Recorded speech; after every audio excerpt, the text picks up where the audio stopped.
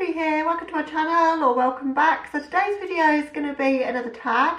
I've found a few that interest me just lately, so I've just wanted to film them, and this one is the indie makeup tag. And if you've been around here for a while, you know that indie makeup just has my heart. I love indie makeup, so it's going to be a hard one to answer because some of the questions will lead me to have to narrow it down to which ones are my favourites, which is quite difficult for me to do, but I really wanted to film it. So without further ado, we'll get on with it. It was created by Milly from Badtothebrow, and I'll link her video down in my description box, and I'll also put the questions there. So if you guys want to answer that in my comments, or if you've got a channel and you want to do it having seen mine, then the questions will be there. But I would urge you to go and check out Milly's video. It's very interesting to me, and that's why I wanted to film it. But the questions, there's 9 of them, so the questions start with this one. So what does indie mean to you in terms of handmade, private labelled or independently owned? So I don't think it needs to be handmade, or not in my eyes anyway, to be classed as indie. What I think it needs to be though is a curated colour story. So I wouldn't think of a private labelled product that's been made by someone else and then having a independent distributor's name slapped on it as being an indie product. Personally, for me, I would think handmade is great, but not necessarily to be hand pressed and handmade. It could be made, you know, in a factory, but created by that creator who wanted that vision for that palette bringing to life, if that makes sense. So that's my view of it. I don't know if mine differs to other people, but that's kind of how I see it. So number 2, what are your top 3 favourite indie brands? Now, this question was really difficult for me because I love indie makeup so much. And I'm not going to focus on bigger indie brands here, because I would consider Jeffree Star an indie brand. It's independently owned, and everyone knows I love Jeffree Star, but I want to steer clear of the bigger ones when doing this tag, and just shout out some of the smaller brands that I love so much as well. So top 3 then, Blush Tribe has got to be in there. I've got several of Blush Tribe's palettes and consistently buy them and find them to be good quality with excellent colour stories. Sugarpill, absolutely love Sugarpill, and I've been a fan for a long time. I like their liquid lipsticks, but their eyeshadows are their standouts. So being able to create your own pro palette, which costs a lot of money, but you won't find better quality mattes, or not in my opinion, in rainbow shades than Sugarpill. And I'm so inspired every time I get my Sugarpill Pro palettes out to create something. I love their loose shadows as well. So definitely Sugarpill had to be in there. My 3rd one, I think, has got to be Menagerie Cosmetics. And I'll tell you a bit of a story about Menagerie Cosmetics. So I was really interested in the Feral palette. That's what got me into wanting to try out the brand. So I saw them post a picture of the packaging. So this is the packaging if you're not familiar with the palette, which I'm sure most of you are. It's absolutely stunning, and I saw that on their Instagram, and I entered a competition to win the palette, but I didn't win, and I resisted for such a long time because being based in the UK, it's really expensive to get Menagerie to the UK from the US for me. But I decided to pull the trigger and got this palette and the Dragon Child, which was their first palette. And if you don't know, they used to be Makeup Monsters and rebranded to Menagerie Cosmetics. So that one's still in their Makeup Monsters decals as such. But got both of those together and absolutely fell in love with the formula. I've not used them much on my channel. I think I've used the Feral for Get Ready With Me, but that's it. So I do want to do a lot more looks with those palettes, but got those, fell in love with them. It cost me an arm and a leg to get them to me, and I was like, I'm not going to get anything else from them. And then they launched the Whale Song palette, and I just had to have that as well. And I decided while I got it, it's cheaper for me in the long run with the shipping costs and the customs charges to do a multiple order, really. So, well, that's my excuse, how I talk myself into these things. So I got the Courtship palette, the Whale Song, and I got one of their liquid lipsticks, which is the colour Leo, which I'm wearing right now actually, and I'm wearing the Whale Song on my eyes. Just finished filming a video of my first impressions, which will already be up, and I'll link that in the cards for you. But Everything I've tried from them has been pretty consistent. Their shimmer formula is amazing and their mattes are amazing, and I really love this liquid lipstick. Just the shade is really unique as well, and the formula seems pretty good. So yeah, so Menagerie is definitely up there. So that would be my top 3. I would say then Blush Tribe, Sugar Pill and Menagerie Cosmetics. But there's so many out there, and I've not tried all of the brands that are out there, but that's my current top 3 if you exclude the bigger boys that are out there. Okay, number 3. Which indie brand has disappointed you and why? Now, I love this brand and I've just mentioned them in my top 3, and that's Blush Tribe, and they don't disappoint me in terms of the products, but what does disappoint me is when they say that they're going to be launching a product and give you a pre-order date, and I'm quite happy to spend my money as a pre-order. I understand indie brands need to get the orders in to do that, but just lately they've been doing pre-orders like for their Pastel Dreams, for example, and for the Layla 2, that have been quite delayed from when you pay the money for them to when you get them, and that disappoints me because I don't mind supporting indie brands and buying up front as long as I know kind of an expected date when they're going to come, and I know that the owner Salma has kept people informed and offered to give the money back if necessary. But it just disappoints me that, you know, we can't sort of have an expectation now when we're buying something from that brand that it's actually going to be delivered on time. So I think she's got some work to do to kind of regain that confidence from people. I will still continue buying from the brand. I absolutely love their products, so I'm not going to stop buying from them, but I just want to say that I am a bit disappointed just lately in the lead times from ordering to delivery, if that makes sense.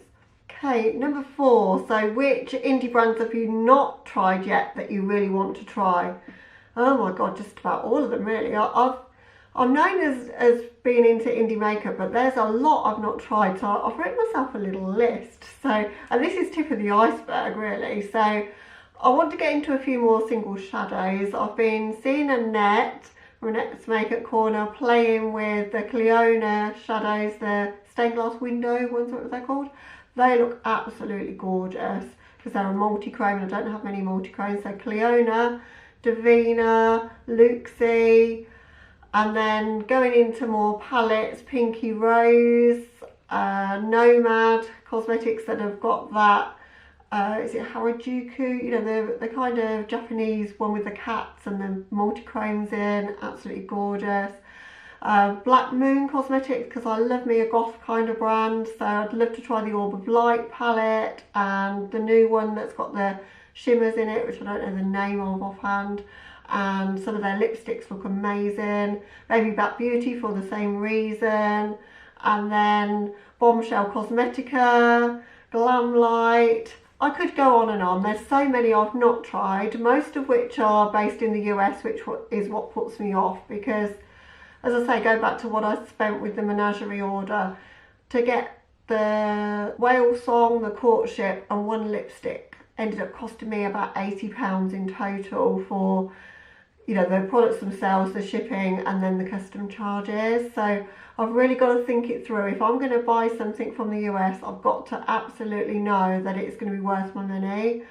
So those are all on my radar, but I just can't pull the trigger on any of them right now when there's other products that I can get my hands on easily through Beauty Bay. So yeah, they're the ones I want to try if money was no object, I guess. Okay, number 5. If you could own an entire product collection from one brand, what brand would it be? Melt Cosmetics.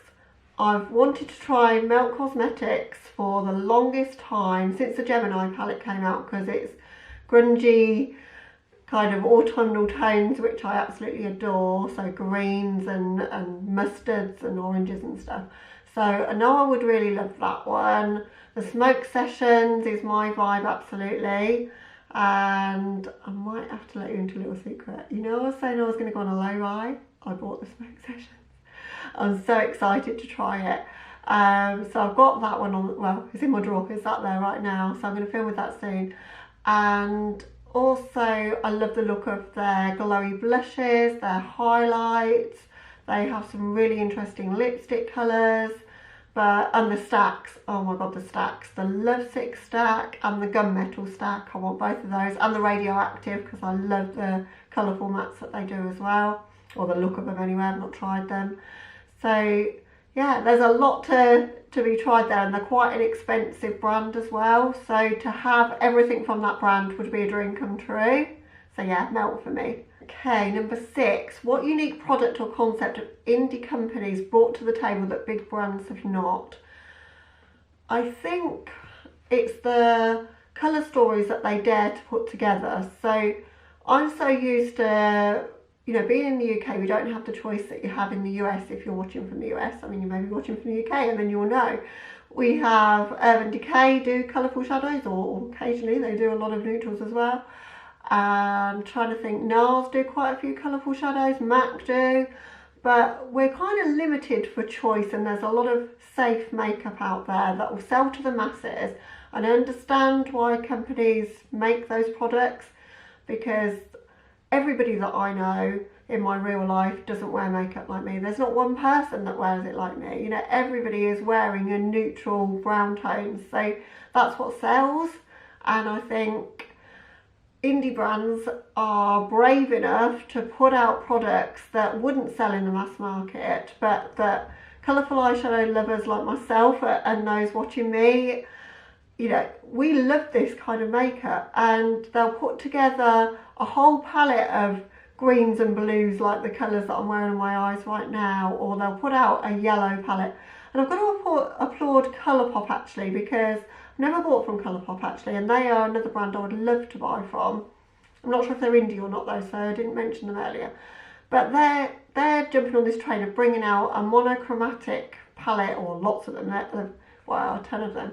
But I think prior to them doing that, you know, indie brands were, well, killing it with these sort of releases, you know, all yellow palettes, all green, you know, a completely red and purple palette, or rainbow palettes but with super bright mattes in, or whatever. You know, there's so many different concepts, and also the packaging as well. They take the time to really make something special and unique that doesn't feel like it's been rushed out into the market, and doesn't feel like, you know, it's mass produced. And that's what I love so much about it. So yeah, that's what's unique about indie makeup for me. Okay, what are your 3 favourite products that you own from indie brands? This was so difficult because there's so many, and I've mentioned some of those brands already, so I'm going to try and steer away from some of the brands I've already said, and to spotlight some others. So the Stacey Marie Carnival palette, so Be Perfect Cosmetics, they're an Irish brand. This is the palette, and it's absolutely stunning. I've featured it on my channel on a number of occasions. It's my go-to rainbow palette. The formula is incredible. They're bringing out an XL version. I'm doing my best to try and resist buying because I really want it, but trying not to buy it because I've got so much eyeshadow, but love that palette, and there's so much you can do with it.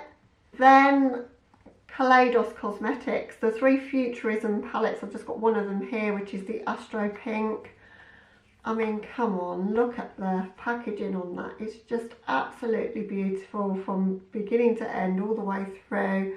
The shadows, the formula is just insane. Like that pinky coloured matte there, the blue, and that pinky duochrome shade are just gorgeous. All 3 palettes, I've got the whole of the Futurism collection. All 3 of them are unique in their own way, and they've all got standout shades in there. So the green one and the bronze one are also my favourites as well. So the whole collection really. And then last but not least, I couldn't do a favourite products without mentioning this, and that's the Creepy Cute, because it's the best pastel product on the market. I've tried a ton of them, so I do know. And also it's got really good black and grey shades in there as well. And I know a lot of people would love to see this be completely pastel, but I love it for having the black and the grey because it makes it a lot more my vibe. I love a gothy kind of look. You know that if you've been following me for a while. I've done a shadow wing using this palette. I'll link that video for you as well so that you can see that and you can see some of the shades in action. Every single shade in this palette is amazing. I would say Cold Shoulder is probably the standout. That blue is incredible. But I love Strawberry Milk as well. Really, really love that shade. But, you know, they're all good. And I need to play with it more because I've not done looks combining the shades. I've kind of stuck to one shade and then done a shadow wing or a wing liner with this palette. But I would not want to be without this in my collection, and if anything happened to it I would repurchase. And there's not too many palettes I can say that about, so it had to be there in my top 3 favourite indie products. Okay, number 8. If you could collaborate with one indie brand, which one would it be and what would you create? Oh, that's so difficult because I would want it to have an amazing formula. So to have a great shimmer formula, but also a great matte formula that's super pigmented but easily blended. Wouldn't want it to stain either. So we're going back to another brand that I've just mentioned actually, and I would love to collaborate with these, with Kaleidos, because I didn't experience any staining with the shades that I've used. Their shimmer formula, the silver that's in the bronze palette, the Cyber Bronze, is like nothing else. I've been looking for a silver like that for literally my whole life. And what I would like to do is a rock inspired kind of collab with them. So some of the shades that I love, so blacks, reds, silvers, jewel tones. So, you know, you're more, as I say, rock inspired, goth inspired kind of shades, and to have the packaging reflect that as well. So, you know, you're sort of punk inspired as well. I don't know, like your Susie and the Banshees kind of vibe with the packaging, reds and blacks, a bit like NARS did with the Provocateur palette, if you're familiar with that. But on a bigger scale with more shades, with funkier packaging. And I think that Kaleidos, if anyone could do it, they've done the Deep Sea Luster palette and they've done the Futurism. They're up for something that's a bit different. I don't know if the market would love it, but I would. so yeah, that's what I would do if it was my dream collab and I could do whatever I wanted. Okay, the last question then, number 9. What is one thing you wish indie brands did more of? So I'd love to see liquid eyeliners with brush tips, so similar to Kat Von D's tattoo liner in Trooper, exactly like that, but from an indie brand and in colours. So you don't find them in colours. I found the NYX Epic Ink liner and I love that, but then you get in brown and black. And I'd love to see bright reds, I'd love to see like a royal blue, I'd love to see a pale green, just a silver, a white, but in a formula that doesn't crack, that's got a sharp brush tip to it, you know, exactly like the formulas of those liners that I've just described. That would be awesome. More liners in general, actually, liners for the waterline as well, because I think indie brands concentrate on eyeshadow. They normally start with eyeshadow, then they bring out lipstick, and then they kind of move on to other things. So I'd love to see one of the brands that I've mentioned that have a bomb formula for eyeshadow moving into more other eye products. So as I say, I'd like to see more duochrome eyeshadows. I'd like to see, or not duochromes, multi-chromes. I'd like to see liquid eyeliners, and I'd like to see intense waterline kind of formula eyeliners that would stay in the waterline all day, like the Linda Hallberg ones. Linda Hallberg's an awesome brand as well. So I've squeezed as many indie brands into one indie brand tag into Milly's 9 questions, so probably cheating, but I've enjoyed talking about them so much. So if you've got a channel and you love indie brands as much as I do, please do the tag. I'd love to see everybody else's answers. As I say, I'll link Milly's channel down below and you can watch hers, and I'd urge you to do so. It's a really interesting video as well. But that brings me to the end of the tag, and I hope you enjoyed it, guys. If you did, please give it a thumbs up. If you're new here, I'd love it if you would consider to subscribe before you go. Other than that, catch you in the next one. Bye.